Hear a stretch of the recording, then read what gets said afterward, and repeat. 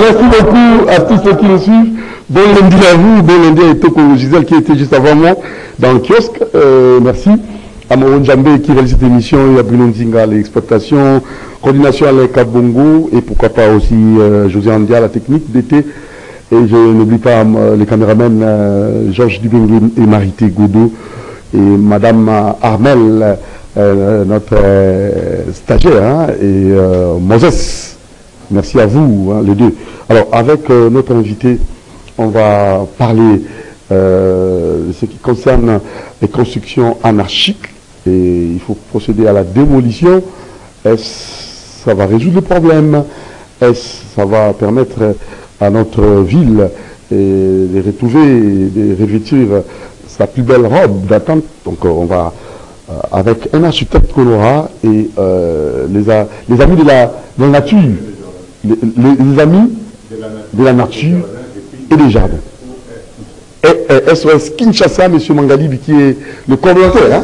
Hein, je suis le chargé de communication. SOS Kinshasa et puis coordonnateur des amis de la nature et des jardins. Très bien. Avec lui et un architecte qui viendra, on va parler de cette thématique et ça va permettre à ce que tout le monde puisse comme ça avoir de la matière.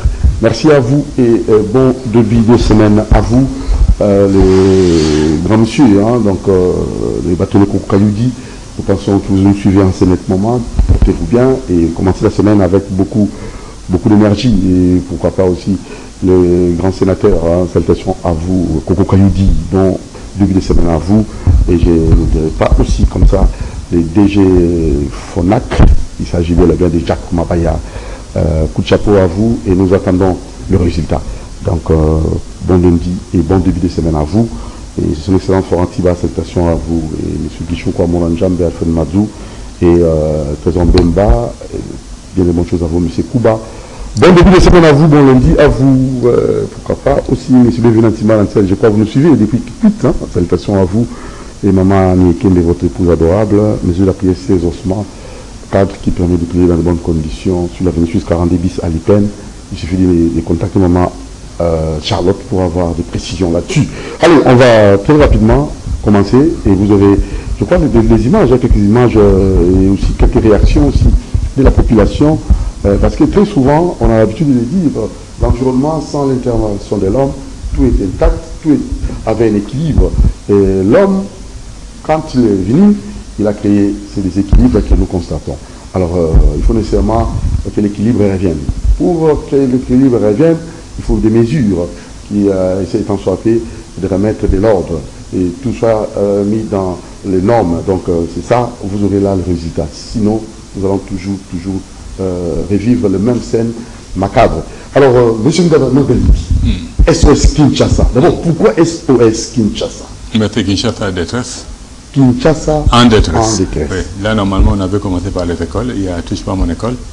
Parce qu'on avait constaté que la majorité des écoles ici en République démocratique du Congo, précisément je prends le cas de Kinshasa, il y a un sérieux problème par rapport à la spoliation. Là, tel que les choses sont en train d'évoluer, je prendrais l'école aujourd'hui de la de la Gombe, qui est en train pratiquement de disparaître. Il y a ici l'Athénée de la gare, où, selon l'histoire, normalement, l'école appartenait à l'État. Il y a eu un accident et puis l'État a donné la gestion. Réalité sur terrain, on a beau comprendre l'été d'Abadi, monsieur en français, monsieur le Bala. Oui. Bon, il a dit Kinshasa est d'accord Koufa. Il faut tout gâteau la Moussango, pour la Moussango et Sengi tout donc ça me béco le colère mais ça. Et que ça là c'est que chaque loco d'année si kanango et qu'on permette à ce que tout bon ça n'a pas belé. Et l'autre monnaie mikolele qui un bateau à dîner le colère à inondation.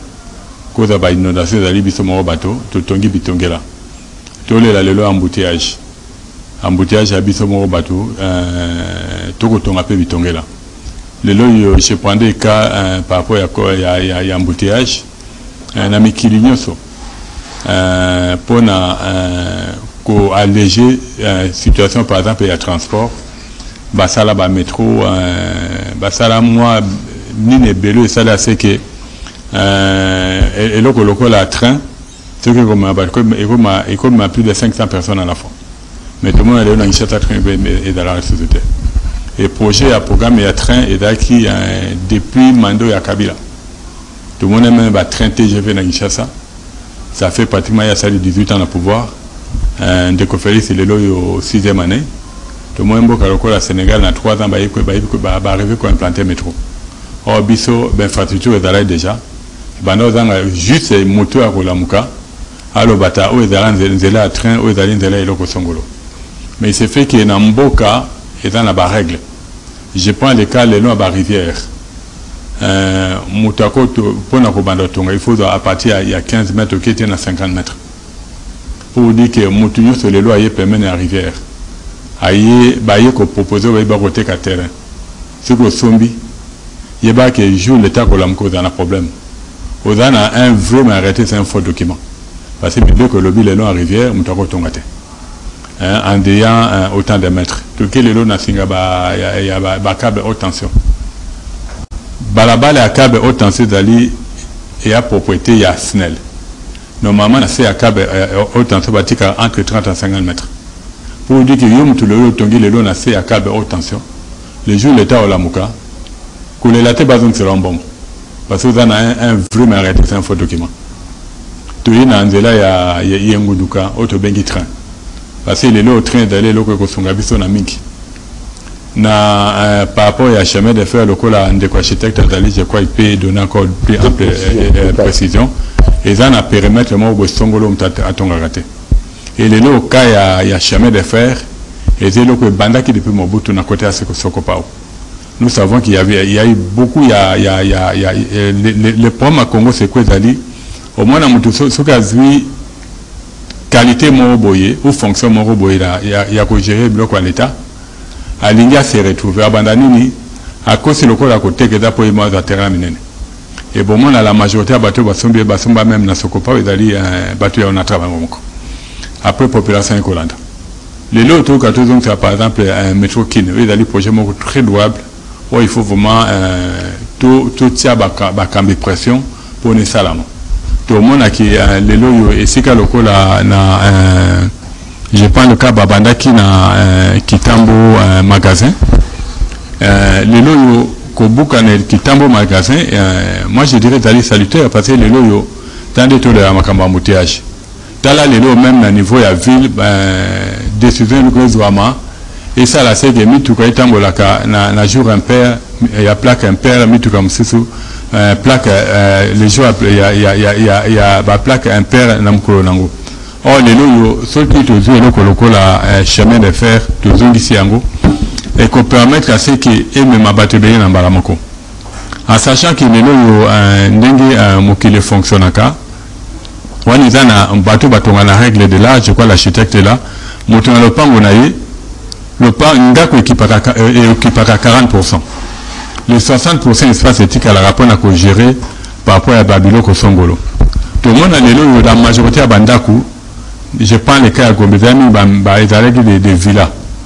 Les lots commis par immeuble, la manière dont batongi par immeuble, et que ça la c'est que même le volume maman et mata. Parce que partout où c'est là qui a jardin, pendant Mélanda Momaï, et dans l'eau qui peine à béton, conséquence même le volume maman et la romata. Pour dire que les lots comme moi dans Moussalo et Bandi. Arrêtez, nous devons arriver il y a quoi accompagner, tout quoi accompagner pour l'année. Et qu'on soit la son ami. Donc, vous êtes pour la démolition et la construction d'archives où nous, c'est-à-dire qu'on crée, qu'on cause une inondation, comme tout beaucoup vous, en tant que coordonnateur, les amis de la nature des jardins, et coordonnateur et chargé comme Kinshasa, donc vous appuyez. Bon, en fait, c'est quelque chose qu'on a toujours dénoncé. C'est quelque chose qu'on a toujours dénoncé. Parce que les jours où on va beaucoup à la météo, mais un jour peut météo, il faut quoi? C'est ça la réalité. Tu veux dire que nous sommes dans les cas na biwana de comment ça na metatsat. Non, il y en a permis. Non, on peut pas. Parce que c'est que na mbita météo c'est que batongi wana. Parce que je crois qu'on a quoi na toi une émission. À expliquer par rapport à donner satellite de bateau Bazwaka. C'était en pleine émission, on a tous posé des questions parce qu'il y a invité le collègue. La tenue c'est que Donc, les données satellitaires est coquille à l'obité. Oh, il y a ma belle est plus important que les données satellitaires. Mais oh, ma belle pour base résultat fiable. Il faut au moins 360 mètres. Mais là, au moins, on a que Babilo comme matériel na bango ma belle, monsieur ndako el kolonango. Pour dire que ça pose maintenant un problème. Parce que les loyaux ne sont pas surpris des fois. Mettez ça, tu as pesé ni le moro sur la pluie, tout le monde est salamité. Parce que quelque part là, il fallait basoir et satellitaire et le niveau à ma belle. Mais le niveau à ma belle, basoir en côté. C'est ce qui pose problème. Les loyaux, je prends le cas des loyaux, tant que Kinshasa et Zalaka, toujours qu'indépendance, ville à Kinshasa, c'est même pas un million d'habitants. Tant que Belge a tongue hôpital à Kitambo, a tiki parti d'un point à Rotonga. Bateau Bazali malhonnête. Bah baiser pouvoir n'a bon pour pas récupérer terrain. Mais je peux couper. Donc, vous êtes là, les amis de la nature, vous êtes venus appuyer cette démarche, la démolition, la construction anarchique. Et nous avons aussi un architecte, autour de l'habité, d'abord, avant de poursuivre, parce que ça vaut la peine. Moi, il va peut-être les amis, vous aurez les images, je suis là. Au-delà, il y a 15 mètres. Au-delà, 15 mètres, je ne sais pas si c'est vrai ça. On aura les images, vous allez suivre. Monsieur l'architecte, bonjour. Bonjour. Simon Baki. Simon Baki. Oui. Vous avez l'ordre national des architectes. Bien sûr. Avec, quel président? Ah, bah, on est à dossier Moulaï. On est à dossier Moulaï. Oui, ils ont dossier Moulaï. Voilà, monsieur Brunel Joseph Guibal et Gananga. Bon, Nazanaye. Là, monsieur Brunel Joseph Guibal et Gananga. C'est vrai que c'est un peu compliqué. J'aurais souhaité vraiment que Papa Nabiso, donc on appelle nos pères, Bayokana, pour que déjà mon na baomi balé pesi la paix to tchama na vino pour que tout réorganiser profession de biso et on ça la bien pour talaba dossier où normalement fallait les la traiter déjà à l'interne mais malheureusement tous a obligé voilà tout défendre tant soit peu situation de très bien. Alors monsieur Mbaki Simon Mbaki architecte dans le cadre national des architectes, situation de la démolition, la construction anarchique. Vous en tant qu'architecte, dites-nous, parce que on dit l'ignorance tue. Si vous avez l'ignorance, on va ramener ça normal. Et le leçon ensemble, on peut en rebondir ça, il y a un raque, pour la population. Il faut d'abord un risque. Et ici, il y a un boukama. Et ceux qui parlent boukango, impact positif dans le sens pour que les gens comprennent un peu. Bon, situation toujours vivre, c'est une situation mon corps. Ils ont bandit les lotés, ils ont les kambakala, mais il est autour ils ont que et bon makambo tant que salango, to y bateau salango pour nanini, pour quelle finalité, et puis na soukanango résultat ni torozo. Déjà faut comprendre que ville à Kinshasa ndengezali, ils ont ville moko délai urbanisation non urbanisation naïe ils ont sous actualité ils ont sous d'actualité voilà ce que il faut essayer là qui tous un plan d'urbanisation ya sika pour la ville à Kinshasa. C'est vrai que bah projet là qui déjà à l'époque de Joseph Kabila to banda qui déjà processus soit malheureusement na reine haute aux alliés tous eu état avancé bon on va se ressourcer pour avoir un peu plus d'informations mais jusqu'à présent où il y en a information dossier avancé.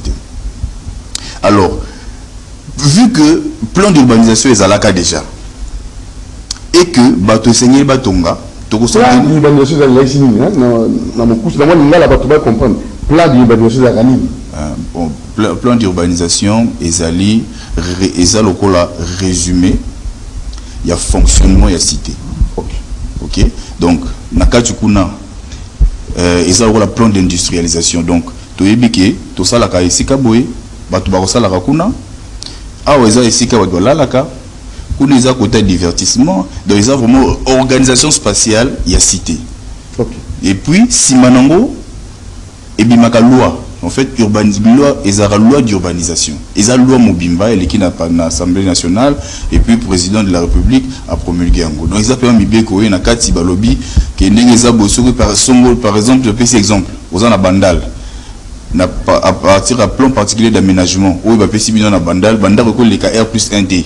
banda on se fait la kaka na rez-de-chaussée ils ont loi à côté wana voilà donc ils ont parenthèse autre fongoli mais toi il y a ce qu'on a dossier urbanisation locale les alaka et qui n'est actualisé à moitié jusqu'à présent tout ça est la kaka plan d'urbanisation wana. Or tango bandeko va salaka plan d'urbanisation wana va prévoir va voie ferrée donc tout bête on a beaucoup c'est axe structurant axe structurant wana tous en voie ferrée tous en rivière un fleuve tous en route hein c'est là il y a macadam tous en oui, mais donc fleuve, rivière, tout ça, ça fait partie des axes structurants. Tout ça, il y a pylônes, c'est là où il y a pylônes et les caca. Il y a un peu, ça fait partie des axes structurants. Oh, ils ont besoin de contraintes. Dans la zone de contraintes, des années, et si ka oyo, beaucoup qui koya construction construction durable té. Beaucoup qui côté parce que ils a espace oyo, ils a prévu pour une extension, soit ils a pour la sécurité na bino. Donc, ce qui fait que on se retrouver dans une situation très délicate. Où il y a un espace nyonso, donc espace nyonso qui est réservé. Peut-être pour des cas d'extension, il y a des structures, il y a public comme les écoles, les hôpitaux, et ainsi de suite, les marchés, bureaux, extension nango. Et dans les cadres d'extension de routes, et ainsi de suite, espace wana occupé en gros. Occupé en gros. Occupé en complicité dans le ministère, vraiment le ministère où ils sont mingi, ils allaient ministère des affaires foncières. Parce qu'ils ont un ministère moko basé vraiment à l'origine, il y a un problème belé. Il y a une situation, on a beaucoup qui délivre un certificat d'enregistrement dans le terrain en athée. Fort malheureusement, tu dois se rendre compte que on a basali un certificat d'enregistrement. C'est là maintenant que pose le problème. Normalement, l'État congolais, ceux qui n'ont pas de lobby. Ceux qui ont un certificat d'enregistrement, ils ont le seul document où d'abord ils ont concurrenté. Ils ont concurrenté le certificat d'enregistrement. Et puis, en tant que Congolais, et puis sur le droit de jouissance perpétuelle. C'est-à-dire qu'ils ont le droit de jouir dans l'espace, dans la propriété. Ça, c'est un grand problème. On a besoin d'un certificat d'enregistrement. Où l'État délivré bango. C'est vrai que j'ai entendu M. Mangalibi dire que et cause à vrai faux, c'est-à-dire que peut-être par corruption ainsi de suite ou pression, document mais ça reste que ce sont des Congolais qui ont occupé des espaces dont qui constituent une menace pour la cité.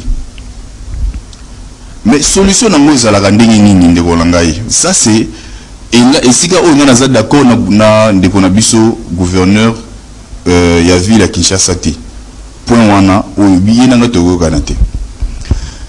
Et si quand se sengeli ça la démolition ou expropriation bateau et sengeli nanu aussi rassurer que bateau on attend na zolo la bango ici kawana faut na tia bango ici ka mususu. Faut délocaliser bango. Parce qu'on le veut ou pas bateau wana bazwa ki ba document ou bino moko l'état bo pesa ki bango. Ça c'est un fait. De deux, l'État a l'obligation et le devoir de construire les logements sociaux. Les logements sociaux, on a un objectif, il y a un problème où ils vivent. Pallier ces problèmes-là, il faut créer des logements sociaux pour que la situation soit beaucoup de loger quelque part. Au moins, vous avez la belle étoile T. Vous déguerpir bango après vous kobouk. Kobouk en gros, une dernière de constater ngai constant na sali. Et ça m'a bêté. Oui, effectivement, il faut que l'on la bango parce qu'il va se déranger bali à la rivière, surtout côté la rivière, dans mon côté à Kram. Oui, effectivement, il faut que déloger bango basombi na bande quoi on atra. Oui, il faut que déloger bango parce qu'il va que tonga vraiment na gare. Ils ont danger, il faut que déloger bango, mais ils ont une manière de faire. C'est la manière selon vous. Mais justement, il faut les délocaliser. Il faut tourner la bango bandaku. Oui, il faut tourner la bango bandaku. Au vu bango, ou délocaliser bango. Parce qu'il va se battre congolais. Ça aussi, on a ça peut être une question ultimatum ou quoi que ce soit, mais toujours est-il, il faut que tout les congolais, on a le droit de jouir de notre pays. En tant que Congolais. C'est un droit qu'on a. C'est des gens en route de Senga, pardon, ils ont droit à biso. Que l'État et Sengelia un mécanisme pour que etinda biso pe na bambeba mususu te. Parce que les lots sur une situation il y a logement on a vu la Kinshasa, ils allaient vraiment ils ont problème social, ils ont très grave. Bato baza sous-logé, mal logé. Donc Togoki côté l'Angola là oui, c'est vrai qu'ils sont des Congolais ba ko tonga côté mabé, mais c'est là qui l'État a l'andelango peu. Mais qu'est-ce que nous constatons? La manière à laquelle on est en train de démolir na Bakram, on a démoli na Kota Kitambo, on a na gare et ainsi de suite. On aurait souhaité qu'il va démolir PO Eza na Kota Munjiba wana oyo côté ya mosquée. Et c'est que bâti batol wana. Il y a pas une infraction. Parce que dans la ndaki maman ministre. Oui, oyo. Ils ont vraiment une infraction makasi. Ça c'est quoi? Ils ont immeuble mais baza juste pembe na rail. Baza na même problème que bateau baza na gare. Immeuble, selon les informations, bazana immeuble, il y a bureau, il y a ministère, il y a affaires foncières, mais à côté, il y aura un immeuble de logement qui sera une sorte de compensation envers la personne qui aurait investi dans ce projet-là. Et là, c'est l'immeuble, nous avons posté un parking, on a parking. Bon, problème parking, nous avons problème, mais problème, et si il y a d'autres mandats, si il y a d'autres immeubles, ils ont déjà une infraction. Bah, arrêtez puis bah, travaux. Bah, arrêtez un mot. Le long y a rail, ce que vous avez à partir wana ici qu'à Tolobi, Matango, il y a des côté Gombe, vous voyez tout le long là, il y a des constructions anarchiques. Il faut pas démolir un mot. Oui. Puisque vous avez commencé, il faut aller jusqu'au bout. Pas de sélection. Non, pas de sélection. Le VP axe lingwala. Ici Gara Izali. Bon la Namopé. Bala Namopé ti na gare centrale. Donc si ici oui, bien sûr. Basa la musala le quoi babandi, ba comme ça ngoti na souka. Et si la té. Oui. Et si la paix. Et qu'on a na souka. Impact dans les années, là ça viendra après. Continuez là. Oh mususu, oyo eza na beach. Entre Esika ambassade des États-Unis Zali, Tioko Bichungobila, espace wana déjà balingi batonga kuna immeuble. Eza terrain à Onatra, eza gare ferroviaire il y a Onatra. Eza port voilà, port il y a Onatra j'allais dire il y a port à Onatra. Siko bazo tia ba immeuble kuna, il y a ba individu.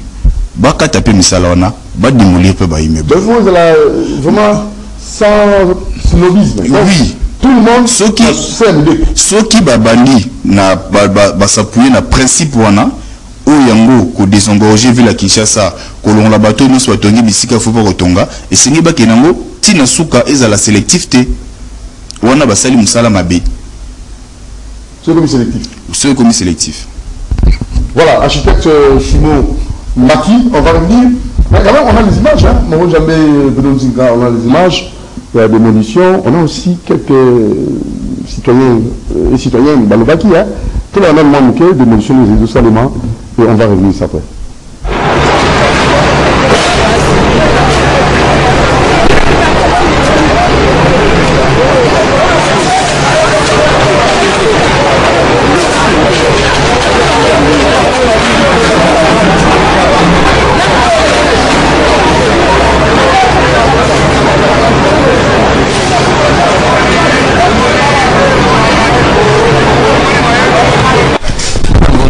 Bonjour papa.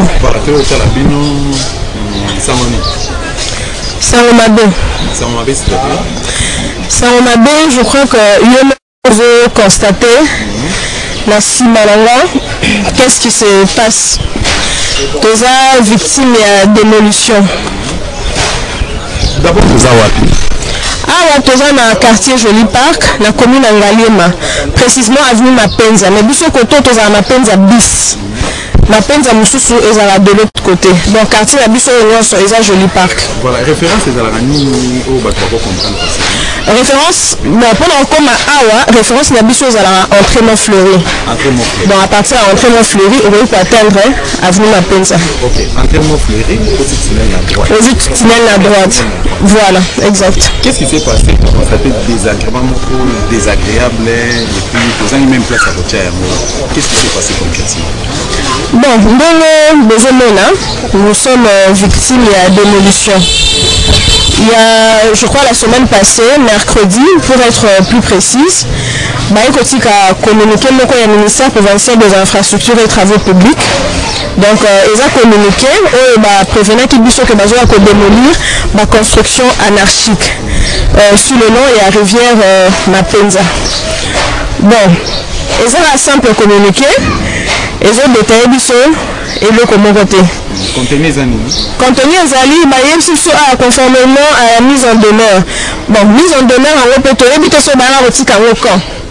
parce que jusque-là, tu as un papier, mon côté, signifie que la mise en demeure, et puis nous peut accuser la réception. Commis à conformément à la mise en demeure du 4 septembre 2024 et au communiqué du 11e mois 2024, le ministère des Infrastructures et Travaux Publics de la ville de Kinshasa informe les occupants de parcelles construites anarchiquement dans le lit intermédiaire et majeur de la rivière de l'avenue Mapenza dans la commune de Ngaliema qu'il procédera le jeudi 8 mai à la démolition de tous les édifices concernés pour libérer le domaine public.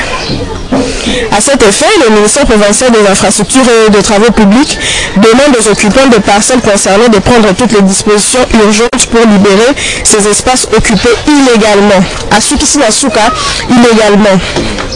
Alors, pour la petite histoire, Bisso, c'est le premier occupant. Excusez, tout le monde a signé Alain Chilungu. Alain Chilungu, Moutou, a signé. Na Soya, hôtel de ville. Voilà. Et puis, pour la petite histoire, à Balobi, ces espaces occupés illégalement. Mais éviter la mort à la bise peut-être qu'il y a pas tout sous. Mais si pas mis le lot de jour récupéré illégalement. Et je reviens encore pour la petite histoire. Nous avons le premier occupant, il y a avenue E. Et c'est depuis 1973. Oui. Maréchal Mobutu au pouvoir. À l'époque, ils avaient un groupement. Groupement était que la bateau, Bamapang. Bon, groupement de Théoraka Nalisolo, ils avaient mon fleury Mobimba, ils avaient concession en groupement. Donc, groupement de Atekakango. Neva Yarena Maréchal. 1973. Nous avons livré parcellaire et Sika O. Siko, depuis 1973, s'il est là, bon, on a été occupé illégalement. Même s'il faut démolir, mais prévenir Batou, mercredi, jeudi, la démolition. Est-ce que vous pensez qu'il n'y a pas de peuple qui a démolir Banda Kunabaro? Depuis des années, vous êtes au Vanda. C'est vrai que tout ça peut bien maille, mais le remous est calme au salimate. Inondation est à la tête. Ma perte de vie humaine est à la tête. Toyoka isika mususu. Que basala ki boye bazon sa ki boye. Et puis le pire c'est quoi? C'est que Bolobi na biso au départ bakoya ko démolir 5 mètres de part et d'autre. C'était ça le départ. Et puis après commis 10 mètres. Mais si vous constatez, au tali et si maille et bandi, si tu commis awa, c'est plus de 10 mètres. C'est plus de 10 mètres. Est-ce que vous pensez?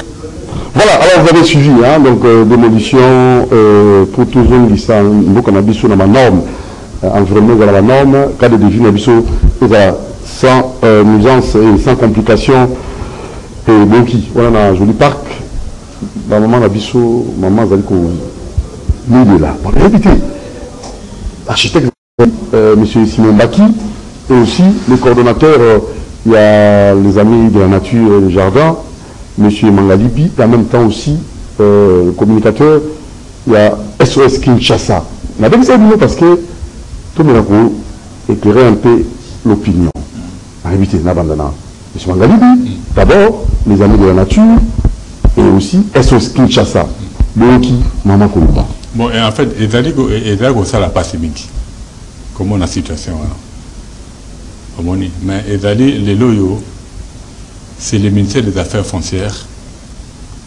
On a bombé Kinshasa. Parce que il y a Gérard Mabele, mais Beko Ezali. Oui, depuis 1973. Mais Beko Ezali. Bon, qui parle là, depuis 1973. Comme la Tolobane. Ça veut dire que la ministre des Affaires foncières dans l'État. N'est-ce Bandeli. Les longs rivières, Batikara entre 30 à 50 mètres. Si vous allez déjà dans le périmètre, il va qu'un jour, au tomber dans ce que beaucoup sont en train de tomber les lots. Je crois que Simon a payé un site Mibale. A payé site où il y a côté il y a mosquée. Où le ministère des Affaires foncières grâce à un bureau il y a R plus je crois 5. Dans l'immeuble un partenaire il faut à ton à côté. Et puis à l'objet à PCP na niveau ya na port ya onatra. La construction vous allez voir que c'est les mêmes personnes. La même personne ou même société. Oh. À Banda Bajar occupation dans les lots. Il s'agit de l'âge AJ. Oh. Et c'est qu'à Batonga terrain AJ. C'est un endroit qu'on ne devait pas construire. Pour vous dire que ma beau et à Kala et qu'on continue. Parce que le ministère des Affaires foncières, parce que maman le cas qui je crois dans Top Congo le 30 mars, où il y a un qui ngolo ko kota na émission le débat, n'a posé des questions par rapport à Wana dans la Daipen.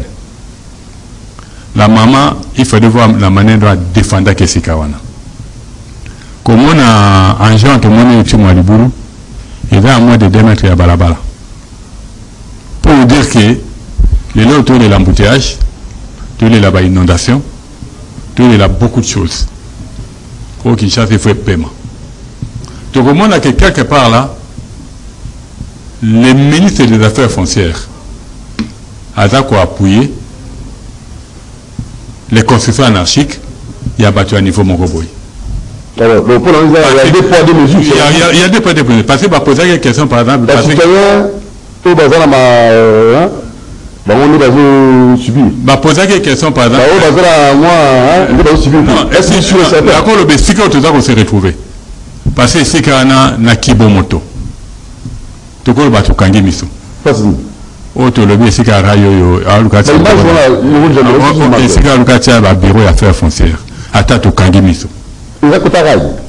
Balongo il pareil. Oh, ok. Donc balongo il rail. Balongo il rail pour bâtir après aux autres ça pareil. Selon y. Selon la place du rail en gros. Bon, il m'aura ébindé par club études là-bas. Puis à Sangui ça qui bespère. Na tongo na soli na ndo comme architecte pour savoir bien en tout cas c'est agréé même architecte non bango kanga. Pour architecte là hein. Na c'est ça. La même manière de défendre le Sikawana. De la même manière à défendre le bateau basé dans la baie d'Engalema. C'est autant les coups d'Araba poids lourd. C'est là où il y a un problème. Normalement, le ministère des Affaires foncières, c'est le ministère qui devait aider la province. Il y a qu'à récupérer le terrain. Mais l'autre moment, c'est ce ministère-là, parce que quand on va poser quelques questions par rapport à Daipen, il y a tout qui est normal. Quand on a côté à Daipen vers les années 81, parce qu'on avait la ferme, une ferme vers le plateau Batik. On a vu qu'il y avait des réserves stratégiques potentielles. Et ça, c'est une superficie bien connue. Mais les loyaux, 60 ou 40 ans après, et là, vous avez tandis parce que la gestion en à Congo, va bien domaine public et privé à l'État, cette fois d'enregistrement. Pourquoi on attend qu'on a battu Bassali Mebeko Baboye Kosalango? Parce que les loyaux, au moins, à l'université mini, comme qu'on signe un contrat public privé. Ça ni bâti certificat à la banque engage pour un partenaire à Sunga. Pour dire que là, les biens à domaine public de l'État comme des biens marchands. Or, l'État a beau qu'ils à la banque pour la nini, pour tout dans ce qu'on a télévisé aujourd'hui. Même le projet on a travaillé, je crois, ça ne pouvait pas se faire parce que la population va mouquer. Comme on a vu à Bongo, j'ai dit à la maman, notre maman, Azamoto a côté à Mboka na difficulté à ma casse. Pour dire que l'État il y a accola ya monene, il y a contre l'État. Mon conseil beaucoup à préservons nos acquis. Les rails c'est déjà un acquis. Projet métro qui n'est pas projet louable. Les lots il va décider au village ou non plaque impair n'a impair. Les lots il ceux qui traînent ali. On n'a même pas besoin de ça. Mais si le ministère des Affaires foncières, dans tous ces endroits-là, il fallait la protéger. Et donc, à Robot, un accord. Au moins, le long, par exemple, il y a poids lourd. On va s'arrêter de mine. Mon tueur, ça va le long à poids lourd. Tant que PC document naïe. Au moins, un mur est qui pratiquement n'a plus de 20 mètres et à balabala. Mais tant que PC document, pour ça qui tient à Liboso. Et là, qui peut empêcher mon tout ça à retomber. Mais c'est que il se fait que bateau affaires foncières, malhonnêtes qu'ils sont. Salinini et Sikana, ils se sont rangés avec bateau pour s'en vers Balabala. Il y a un moment où ils ont par exemple à côté à comment dirais-je, la route de Matadi, vers Massikita, au moins tu peux balbani au Bima. Toujours malhonnêteté dans le ministère des Affaires foncières.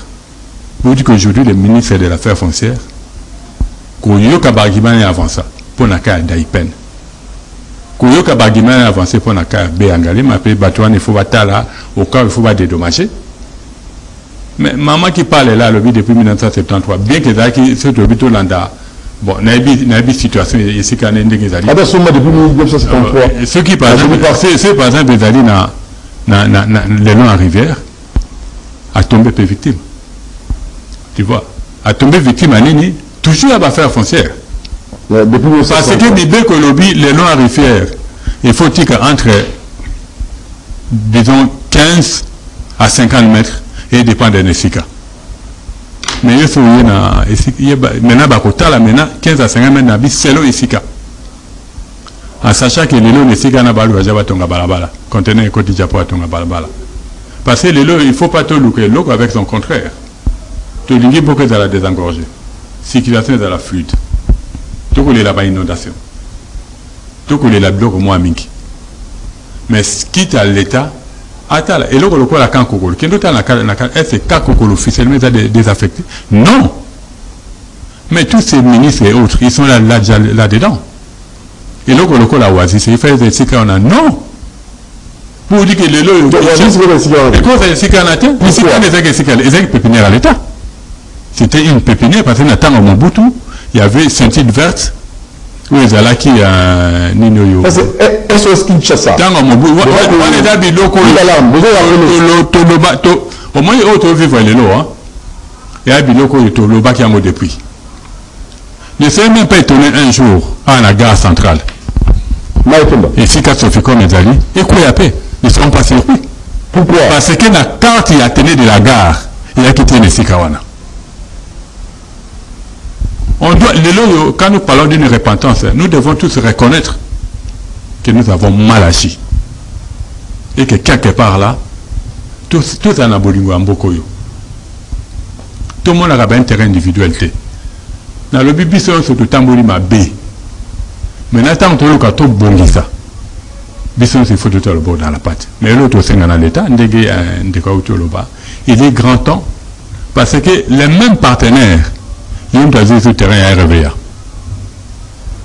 Pour dire que les lots dans le Congo, tout partenaire, tu dis à Moko.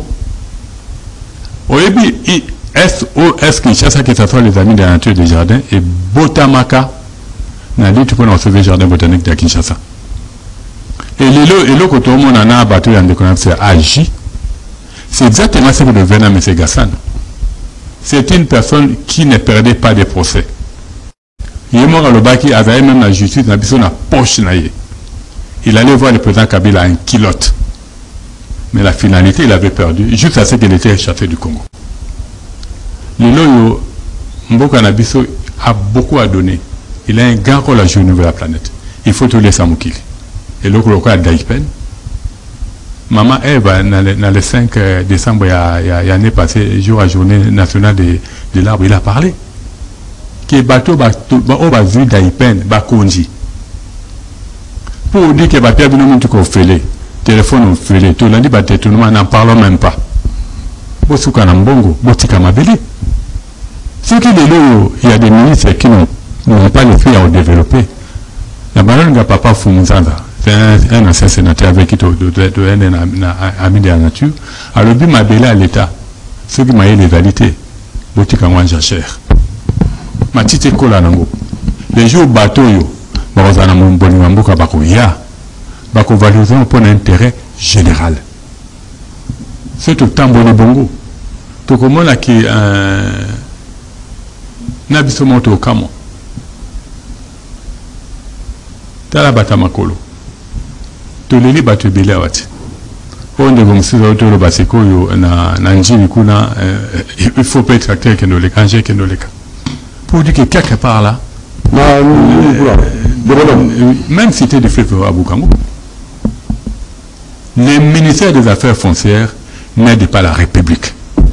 Bon, oui,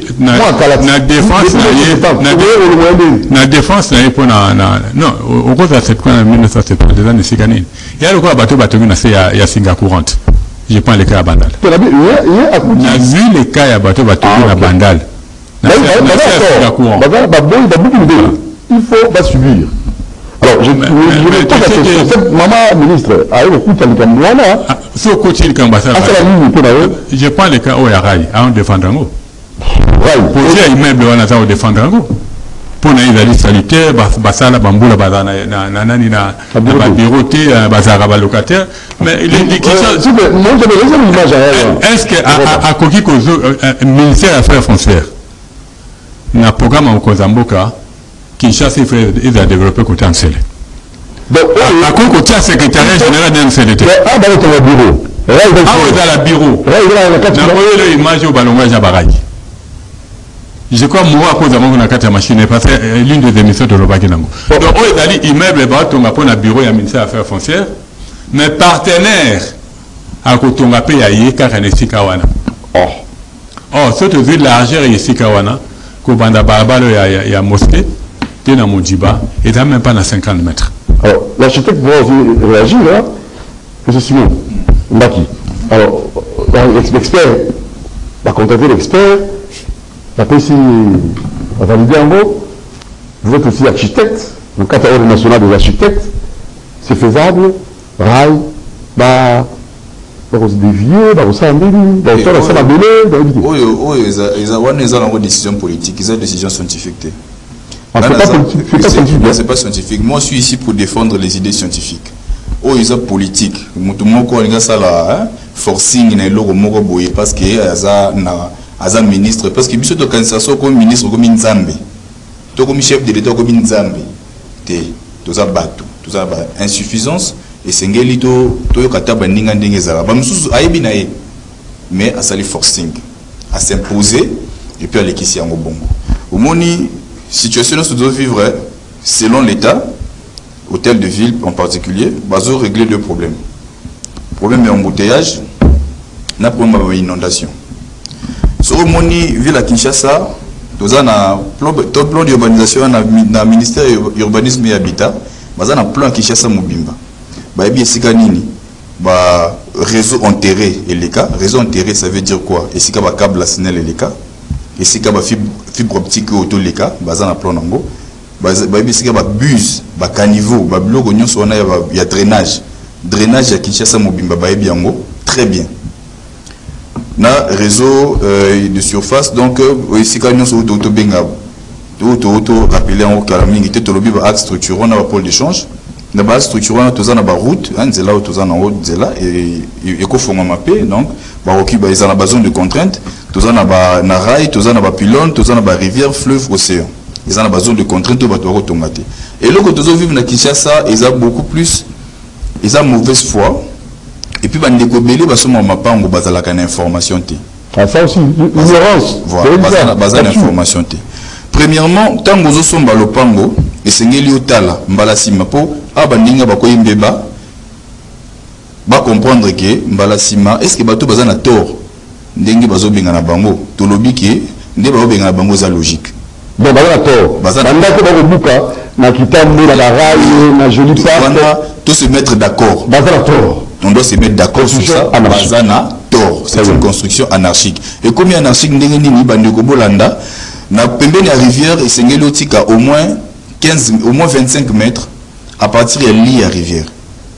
L'île à rivière est en ndengeni où est on le betaka rivière est débordaka à binimo muke. Et puis ta mususu mbo les zongi na esika zalaka. Au moins ni débordement on a l'île nae. C'est quoi à partir de l'île wana ndé faut compter 25 mètres. Bon, on va compter quand on déborder. Bon, peu importe, mais bato mususu baza pembeni au moins ni pesa rivière ya moyo. Il y a ko on est juste na coin wana. Ta mususu ba installation de nyonso zo pesa na rivière, to yebi Kinshasa ndenge ezali. Aza déjà une infraction. Donc ndeko nyonso oyo atongi ndako na ina se ya pylône. Baka eza ebele ba mususu na ba pylône wana haute tension et kota na kati ndako basala ngo ba komisa musala manger.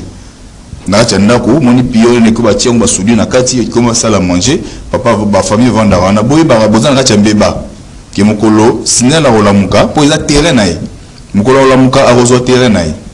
Surtout que ba ndeko nyonso batongi pembeni ya rail. Il faut observer au moins 15 mètres selon l'extension parce que rail au batia que on ezaka kanzela moko mais rail ekoki ko s'étendre comme à 4 5 6 chemins. Donc c'est à partir de ces 6 chemins là il faut compter 15 mètres de part et d'autre. Donc du coup ba plan nyonso wana urbanisme habité bazanango. Bazana ba plan nyonso.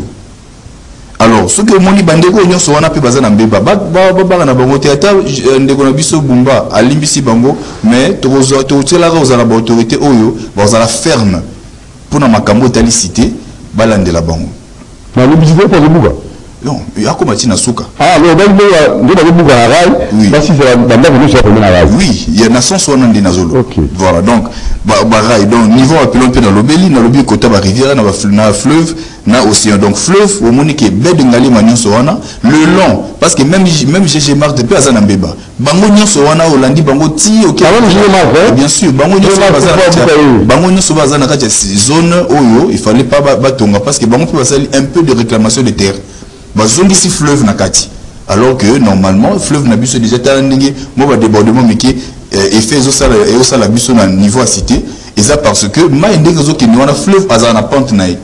Donc il faut créer un exister. Bino sikoyo créer un ezali sous-souté. Alors du coup ba rivière ils ont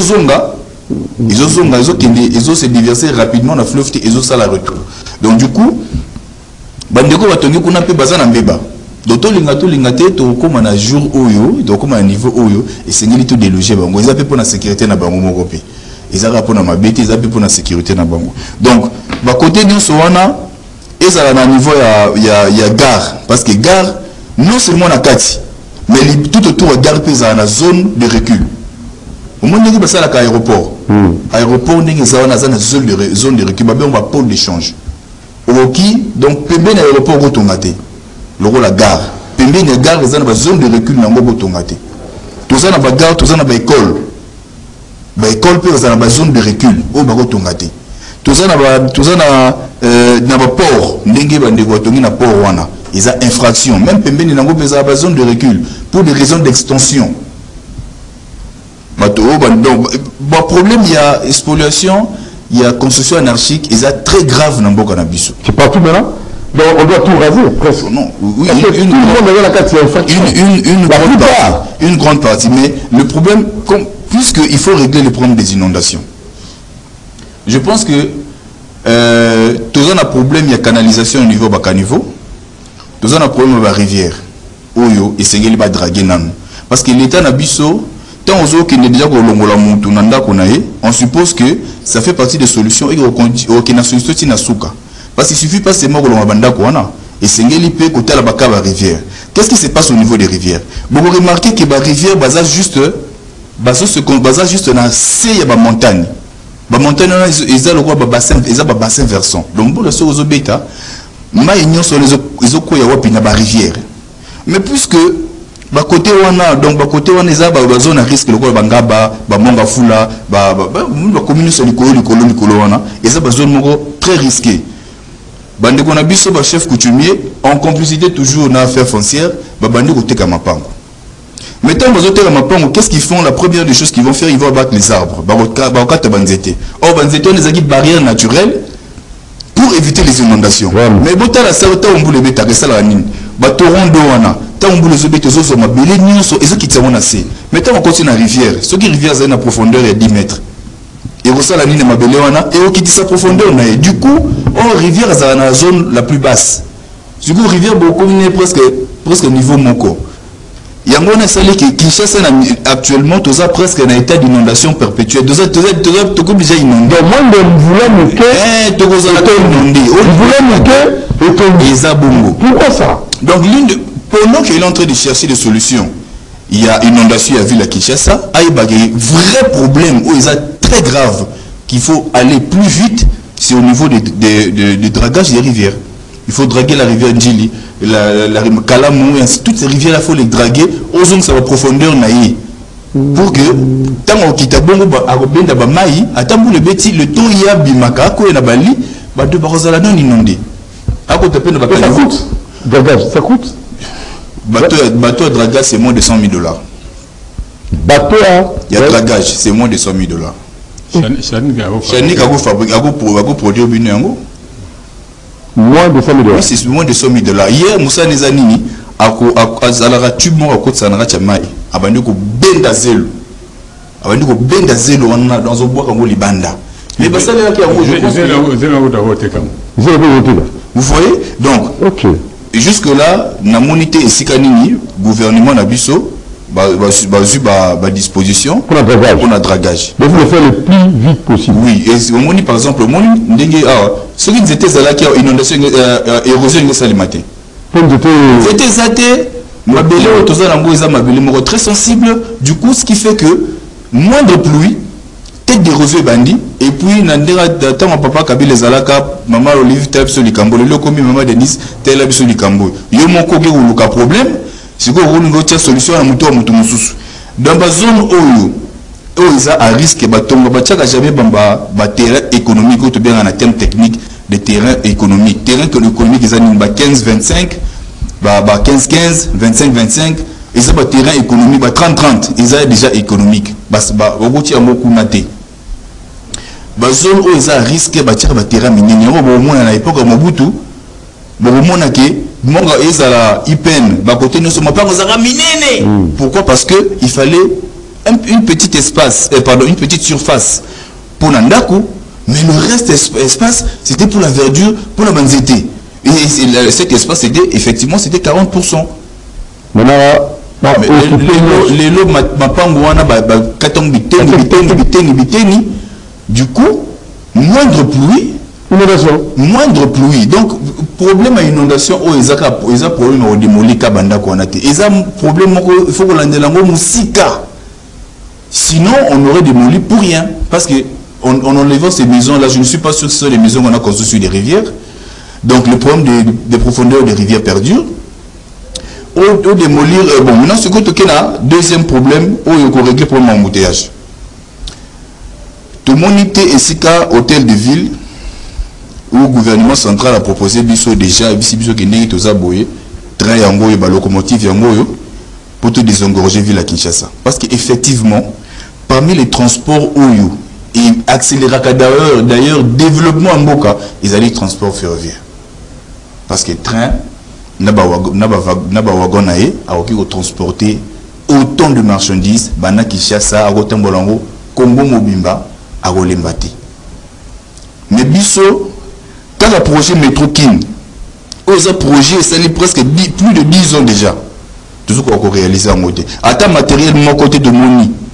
Où il y a un gros non bon, si quoi tu es dans la bolongwa, comme ça toujours tiens et là de mon côté.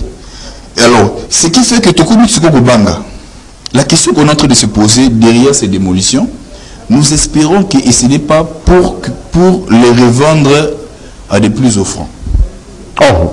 Non, mais là c'est grave. Non, là, parce que si c'est le cas, c'est encore en créant ce problème. Papa, biso qu'on a na biso de se rendre compte que ba autorité na biso bazara bona sonité bazara bona sonité ni bazara na soni kufa kala bato mususu mona boyi azalati veste alati bien au mona muto makambazo lo ba pour mutati na kota na coulisse au mona que un aventurier moyen coup de supporter ezati bazara ba bonyo soana bazak bato tozana bango na mboka o bazak capable lelo soko botali valeur ya mapango o nyonso la plupart ba mapango bazobuka tala ba zone o bazobuka wana surtout à Kram au Bani à partir à Kram au Madi au Kitaguna Montfleury et tout ça valeur mapango et mati côté kuna so sali immeuble appartement aux assure que vous avez client o ba futa mbongo o isengeli tozobanga eloko biso tozobanga yango wana ezalate que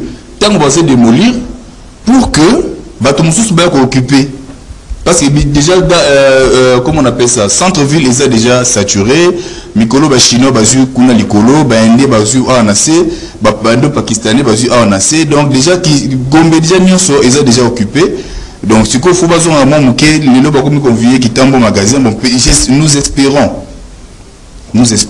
moi je ne crois pas nous espérons il n'a le bien parce que oui il faut des lois aux autres pour l'intérêt général pas pour un bateau pour protéger bateau ça ne marche pas ça voilà donc ça marche pas nous disons que quand il y a une inondation ça il pour la remonter non il pour la remonter maya lukanzela et au lukanzela non maya lukanzela ni ngati donc il fait sengeli ba remonter ba suka la gombete ba suka na kitambote ba remonter le loyer ba rivière nous sotoza nango ba ke no tala ba problème o ezakuna pour que ba trouver solution une bonne fois pour toutes parce que attendre ba buki bongo tozalaka inondé ce n'est pas une solution ça c'est même pas d'ailleurs on ne devait même pas commencer par la démolition de ces maisons on devait commencer par draguer les rivières et construire des zones de retenue de rétention d'eau mais tu zones de rétention d'eau oui tu as la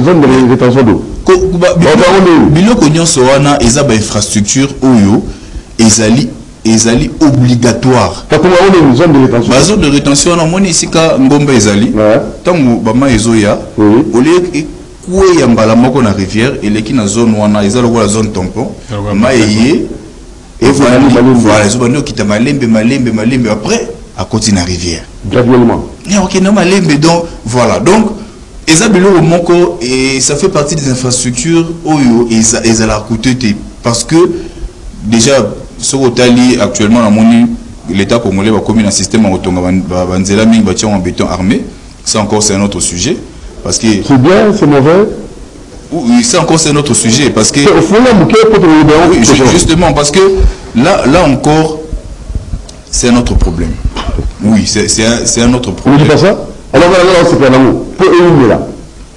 béton mais vous devez savoir que on n'a pas que le problème que nous devons régler qui constitue le problème de la route ou des circulations, mais le béton va apporter d'autres problèmes qui ont trait à l'environnement. Chaleur, c'est réchauffement ou quoi? Oui, le béton chauffe. Réchauffement. Le béton chauffe et c'est pour ça que la construction de routes en béton est accompagnée. C'est toute une conception. Nzela et ça le bâtiment. Mais bien sûr, il faut l'accompagner. Il faut accompagner ça avec une ventilation, une climatisation.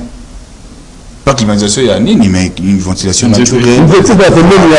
Voilà. Il faut accompagner ça, c'est toute une conception. Et Banzela Nabiso fait par les ingénieurs n'a lancé un lobby que ingénieurs et belé en conflit d'architectes dans la mesure où lobby que Nzela ezali exclusivité na bango na bango ezalokuta. Nzela et pays bâtiment. Il faut les canaux conception architecturale. Après, ils ont la conçu. Ndé bango bazo musala bango parce musala bango zali ko sala ba calcul de structure, ko sala dimensionnement ba fondation. Wana eza musala na bango. Eza musala bango za conception nzelate. Et c'est comme ça qu'on se retrouve devant des routes qui ne fonctionnent pas. Nzela au moteur au lekate. Nzela au moteur makoloro tambolate.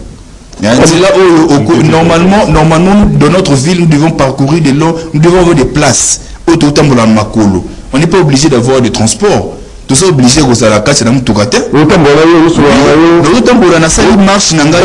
Oui, voilà. Nous ça la marche nanga bana gare centrale. Team qui tombe magasin. oyo ndenge kala autant kala boulevard ba moto ba moto na ngambo tambola mutu ba pele sika nango mo zo plan na famille de la scène donc devant oh il va y aller kala aba moto voilà donc oui les à l'accompagner mais malheureusement il suffit pas seulement de les mettre les bétons faut boyer ba ndenge béton bo ça on a ba joint on a ceux qui fondation ça aime bien té na ba mbolo toza nango et recréer ba faissement ba dilatation on est au salaké tango vraiment c'est désagréable au tambola nanzela aux affaires béton armé et qui s'affaissait parce que ça la ka ba ondulation les agito côté donc bref c'est pour dire que solution oyo ndekonabiso dernier bomba zui c'est vrai qu'il faut démolir mais nous pensons qu'il fallait d'abord il y a des choses en amont qu'il fallait faire qui sont plus on peut se rattraper donc justement c'est quoi les lois il faut curer périmètre où va pour bail va travailler pour curer les sociétés parce que bien nous à 0 mètre parce que va curer avec système Yadrak ou avec Poclin. Mais les lois, ça a l'onglet ma belle avant qu'on le prenne à battre. Pour dire qu'on est confronté à plusieurs réalités. Au lycée, les lois, des fois, il faut brûler les étapes, dégager d'abord l'endroit. Dans les mois où l'onglet ma belle dans la rivière, vous avez un cigarotier en gros. Ah ben vous avez la démolition. On est obligé de commencer par là pour permettre à ce que je prends le cas de l'eau. La rivière Gombe. Tous en arrêté, il y a le 7 2007. Il y a ministère urbanisme et habitat. Maman a fait foncer il faut à Lukayango. La majorité de ces gars Barubuka, ils ont arrêté. Dès qu'il y a bassin, il me sauté. On a fait qu'une partie. Il y a les loyaux, souci d'année, tout veut comme tout le monde. Mboka local à Singapour, ils ont le coin le plus sale et le plus corrompu de la planète. Et l'indicateur à corruption c'est la saleté. Ou bien, indicateur de la corruption d'année. Et là, on a mboka momoni kitoko. Mais il y a un bloc rapide d'OGM. Insécurité alimentaire. Insécurité alimentaire. On peut corruption makasi. Et on a un vaccin bloc moi. Mais le long à Singapour, au Tangi Lamba Libanda, les gros immeubles, j'ai crois que c'est 3 000 € à amende de l'euro moi bon. Il n'a pas m'entendu. Et dans un cas de pollution visuelle. Pollution visuelle. Au moins, dans la vie, il faut aussi l'esthétique. En fait, l'esthétique, la beauté. Mais tu sais, hein, c'est important. La politique. Esthétique. Oui, définition politique. C'est l'art de gérer la cité. L'art. Il y a le problème, toi, hein, musique. Hein, l'art, il y a sonalité. L'horticulture, c'est l'art de cultiver les fleurs. C'est la règle de l'art. Mais bah fibre tiko bati a fait du colon fait le mot. Bah panneau publicitaire bati a biso yo oh moni que c'est qu'un panneau publicitaire d'ali il faut à 4 ans d'été pour imaginer mon an. Pendant qu'ils étaient d'accord à panneau publicitaire, on est face à tous ces désordres. C'est pour ça qu'il faut commencer quelque part. Au moins. Et face à Nango, nous avons ce devoir là. Il n'y a pas de démolir, mais de toute façon, on va veiller. Il faut voir ça, parce que l'architecte parce que Ngaï Moussa Bossan a fait un salaire dans Montfleury. Dans Montfleury, ce n'est pas n'importe qui est entré dans Montfleury.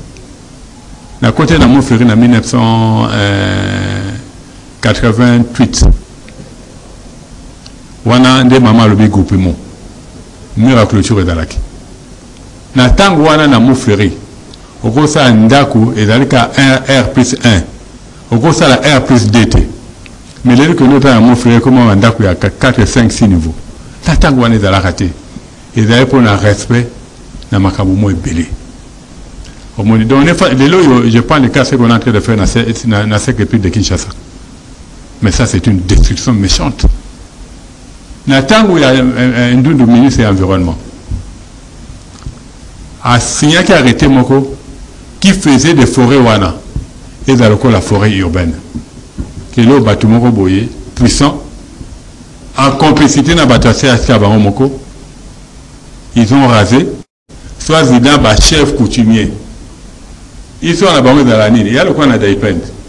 Maman le bino au moins des arrives tout puis ba chef coutumier dans Mabélé.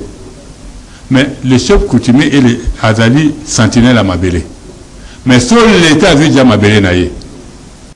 Chef d'État a un pouvoir dans le monde. Mais seul un ministre national. Tu as le courage de passer dans les médias pour dire que moi, dans ma bête, le chef coutumier, et le reste, c'est au Sénat. Bino n'a donc pas besoin. Alors, il faut que je m'en souka, M. Mangalibi, en termes de conclusion, et en même temps aussi, on commence par l'architecte d'abord, M. Mangalibi, le temps, donc c'est la conclusion, pour le camp de la construction anarchique, pour le camp de l'embouteillage, pour le camp de l'inondation, et surtout pour la population, au hasard que les camarades de démolition, ceux qui ont tombé au son des Sigamabé, pour subir rigueur et la loi. Monsieur Simon Baki, en termes de conclusion. Bon, conclusion, c'est vrai que n'a pas ça qui a déjà bien avant, que Makambo, tout ça, là, j'espère qu'il y a une unité et que Bandeko, Baza, Oyo, démolir, va comprendre que ceux qui ont un périmètre ou autocité ou ont des ambébas. Donc, vous comprendre que ça bongo. Et ça concerne la Muninga, la Simanga, Tsomba, Akeba, Bisope, Tozala, qui n'a qu'à ou va démolir, Balona, Biso, Bamsou, Baza, Musika, Bakasi, Okoma, Mona, Teokoma. Bon. Parmi les sites Oyo, Tonga, n'importe comment, et ça, na Bosanaki, Koyib, Sabino, Parc, l'espace vert. Espace vert, tout ça, on rebelle, Nandjili, na Bandal et tout ça, spolier en haut déjà. Donc du coup, les eaux respirer sous des toilettes, mais cimetière. Cimetière. Ça fait débat. Ben oui, parce que. Dans cimetière, M. Simon Mbaki, M. Mangalibi, le cimetière, mon sous-sous, à Poto, où on a essali plusieurs années, 200 ans, pour n'indinguer à. Histoire, il y a plus de 50 ans. Mais après, est-ce que tu as sous la chronologie, tu as justement, au moment les solas cimetières, ils allaient dossier encore très intéressant et puis ils sont très sensibles. Pourquoi? Parce que chacun, maintenant, selon la religion et selon considération de la religion, selon la religion, il y a la définition de cimetière.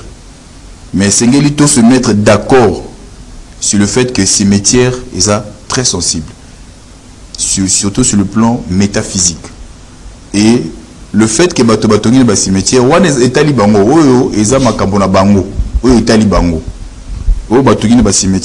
je suis sûr qu'il va vivre déjà certaines réalités, mais ceux qui vont vivre en solo tinasuka.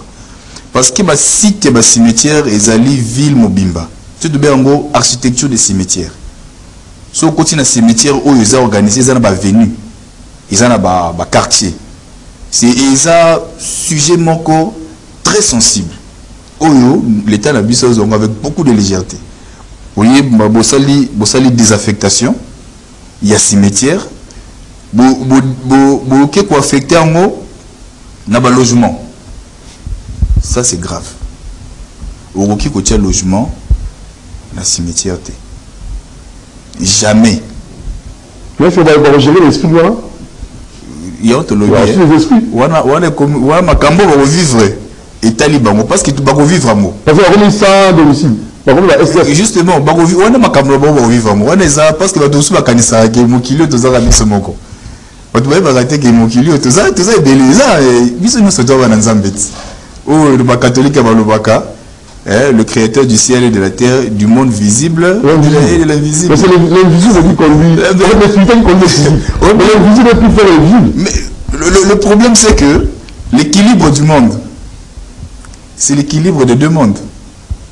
Si l'un est perturbé, l'autre sera perturbé. Et d'ailleurs, quand vous perturbez le monde spirituel, mais vous aurez des conséquences horribles.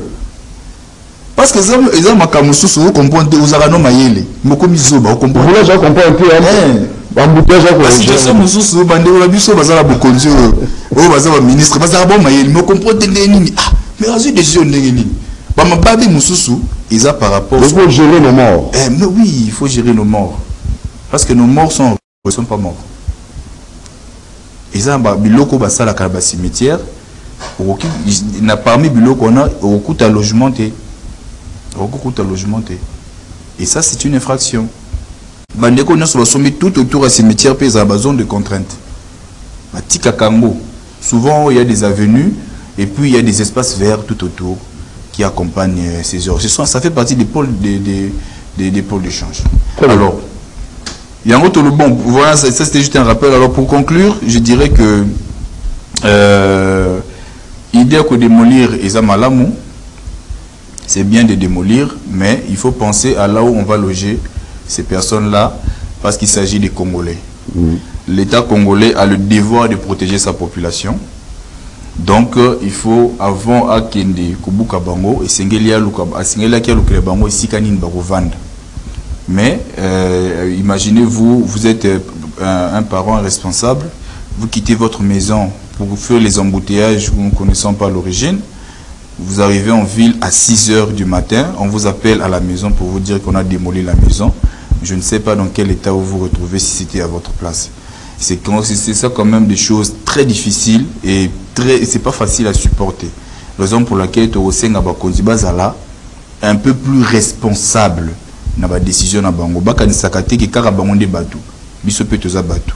Donc mbala sima ka ndenge ba okende boye mbongo toka ki bakabolaka. Bokabola susute ceux qui mbongo l'été bimi mosolo ya était côté na caisse bon mekapé ko taba logements sociaux parce que bakosi biso ki banda ko ba tonga kuna na nsele za ba logements sociaux mais za lokuta logement social ezalaka $60,000 $70,000 on est à lokuta donc batika makambo wana eza mosolo à l'état batonga penza ba logement oyo esengeli congolais nyonso za na capacité ya kozwa accès nango pour que to éviter ba problème. Très bien, Simon Baki, architecte, monsieur Mangaloubi, coordonnateur les amis de la nature et du jardin, chargé de communication, la SOS Kinshasa, mot de conclusion. Bon, en fait, les loyaux, souci nabiso en sotolobaka, un mboka nabiso, tout tamboli mabe, tokoluka et bonga. Oba lobaka pona kolia omelette, il faut ça la nini au pasolamaki. Tout ça, jusqu'à nos jours. Parce que un programme de démolition, il fallait na Bédengalema. Na Bédengalema, une grande partie. Mais pourquoi et Oumeli? Il faut pour ça permettre à bureau ministre des Affaires foncières obtenir nos moutons. Pour dire que les lois, on a tout le temps pour limiter les dégâts. Tout qui n'a pas la même chose. Il y a des endroits où on va au et vous allez voir qu'il y a le même système. Il y a des peines côté il y a Stelo, il y a Kalamobutu, je crois qu'on a moins si j'ai bonne mémoire. Papa ni d'abord ça dit cimetière pour nos soldats. Dans la carré mouké, où on a un petit caliban na banco. Oui, on a un hôpital à Kitambo. De Kouimbuta, le bien d'accord moderniser morgue. A vu moitié à l'hôpital Bakaboli Bandako. Dès qu'on gobi la lobby à Tongi, il y a au moins à Tongi. Et c'est quoi les là-bas, oui. Moi, et Tikali Bakaboli Bango. Et ce qui est triste dans ça, c'est quoi? Ce sont ces gens-là qui ont la signature. Les gens qui sont censés protéger l'État. Ou les pays, si je peux dire ainsi. Mais ce sont eux. Au Bagosala, Babiloko ya Bongo. Et que senga c'est que au moins les loyaux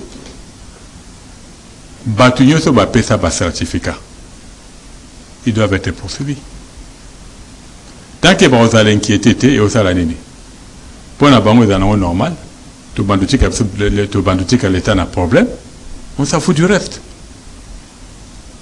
les loyaux so yena ba la pombo pour y a travaillé à reprendre misana les jours fériés. Bureau du quartier des cliniques. Avec là qui n'atteint la Gombe, Bengani en Kuna. avec aussi un conteneur en prise. Donc, quartier des cliniques, et dans les quartiers présidentiels.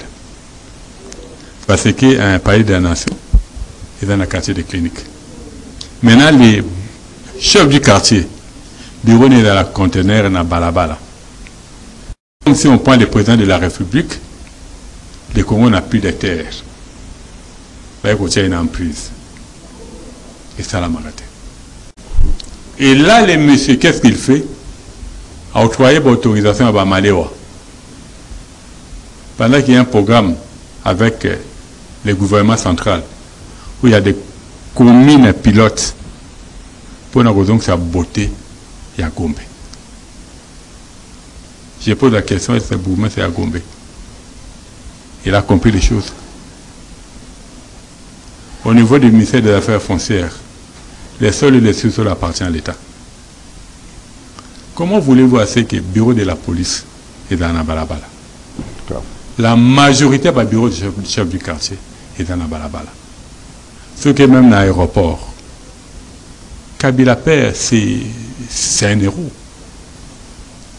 Va payer ça quartier comme on a eu dans l'aéroport. Mais le bureau de quartier, on est dans la Balabala, dans la prise. Pour dire que les loyaux, quand nous parlons d'une repentance, et d'aller, tu es bien Nzambe, tu es Nzambe. Kozongi Nzambe ningo la kosenga nini, mais beko Nzambe, tout ça est lango. Très bien. Nous fonctionnons, c'est comme si ces pays ne nous appartiennent pas. Pour le Congo, Ezali Mbokoyo, Ezali deuxième pays le plus riche du monde, de la planète. Après la Russie, c'est le Congo. Reconnu. Mais tu as la Russie, tu as la Bissau. Et Bissau, maintenant, tu as un avantage par rapport à la Russie. Tu as les premières réserves stratégiques du monde. Par rapport à Banjete na Bissau. Maï na Bissau. Mais tu as dit dans Ngolo et Bongo. Donc, prise de conscience. Il faut une prise de conscience. Merci beaucoup. Et vous allez voir que on a parlé des cimetières pour chuter. Tout dans le cimetière, il y a Kasavubu. L'histoire d'une nation. Soudan sa force publique. Ou Bengana qui va italien na Éthiopie. Il y a un Éthiopie, Sayo, Birmanie. L'histoire d'une nation. Papa ya Mobutu. Bakunda Iwana. Les premiers bourgmestres à la commune, il y a Bandal. Bakunda Iwana. Bon, mais qui ont pris Agia dans la Kati, qui ne marchait à la Kati. Après, après, parce que j'ai suivi une fois ma maman ministère des Affaires foncières à Kekuna. Pourquoi on va appeler ça ministère des Affaires foncières? Moi, terrain, moi, il y a un problème. Mais nous devons récupérer cet endroit-là. On doit remettre de la verdure. Tout est tellement Kitoko. À telle année, voilà autant de soldats sont tombés. À telle année, tel bourgmestre. À telle année, Papa Mobutu, voilà. Balabala Boye, Sayo et la Sika Boye. Éthiopie. À ce moment-là, comme on dit, un peuple sans histoire, c'est un peuple qui n'a pas d'âme. Ne soyez pas étonnés les loyaux, surtout les Quinois. État de nom là, il y a un boulevard dans la gare centrale, et il y a un baobab à l'onaki. Tant on doit la gare centrale. Et Boukama. Pour dire que dans le travail, il y a un salama. Comme une histoire. Ce qui est je peux comprendre encore. C'est pas une occupation intelligente. Je peux comprendre encore. C'est pas une occupation intelligente. On comprendre encore le pouvoir passer. Mais pouvoir aller l'autant. Pouvoir passer, il pouvait effacer. On doit comprendre. Mais pouvoir aller l'eau. Tobi Banamboka. Tout va revoir. Il y a un maman faire foncière, il doit recadrer. Merci. Là, Kokamakamute, Atika. Monsieur Mangalibi, SOS Kinshasa, il est aussi le coordonnateur des Amis de la Nature et du Jardin. Merci beaucoup. l'architecte Simon Mbaki. Première prestation, premier passage, avec beaucoup de succès. Hein. Merci. Merci. Un peu membre adhérent. Un membre adhérent Pour dire qu'en fait, oui. On a des réunions. Les intelligences. Technocrates. Voilà, les technocrates. Qui vont créer l'équilibre. Voilà. Parce qu'on va le dire, il y a non, au Benga Besper Nayo, c'est qui compte l'expertise, tu quittes le terrain. Très bien. À ce moment-là, nous devons accompagner Moko Zamboka. Pour accompagner Mboka valablement. Très bien. C'est bien fait, à la prochaine occasion. Merci. Merci à Mohamed Djambé, réalisateur de cette émission. Merci à Boulonzinga, l'exploitation, coordination Alain Kabongo, prise de vue, M. Georges Dibengue et Marité Godot. Et pourquoi pas aussi Alain Kabongo. Web aussi, hein. Et d'été, je vais dire, ça va. Moses et Madame Armel, nos grands, on est là, hein. On va remplacer Busso. Le monde vous aime, aimons la nature. Sans l'intervention de l'homme, l'environnement était intact. Il y avait l'équilibre. Quand l'homme est venu à créer des équilibres. Alors c'est le moment de recadrer, que ça va quand même la norme pour tout vivre dans cet environnement, pour respecter la norme, pour tout ça un problème. Ce que tu as, environnement à sans pitié. Aux autres profanés, aux autres pollués à gauche, il y a donc profanation à droite. Aux autres attaqués gauche, droite a réagi. Répercussions des amis. Au Canada, il y a maille à une sortie. Au sein de la Canada, on est couché, il y a dans la maternelle, maille et des zones de Kango. On a posé une question à l'architecte prochainement. Il dit, Canada, non, on est couché. Ah non, franchement, on est où là? Il faut revoir. Ciao, à la prochaine.